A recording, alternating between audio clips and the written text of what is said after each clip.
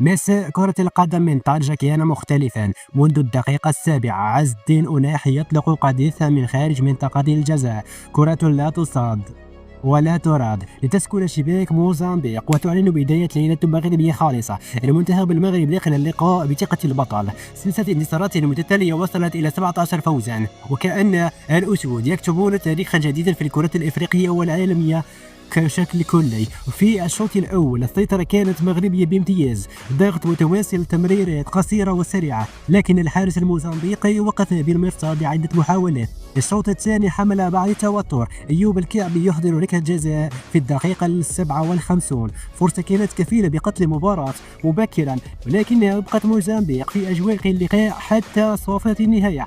دفاع المغرب بقي صلبا بقيادة سيس وأبو نعمة، اللي حافظ على نظافة الشباك ويؤكد أن المنتخب يعرف كيف يفوز حتى عندما لا يسجل كثيرا. المباراة كانت ودية لكنها حملت رسائل قوية. المغرب جاهز لكأس إفريقيا وجاهز ليسعد جماهيره التي ملأت مدرجات طنجة بالهتافات والإعلام.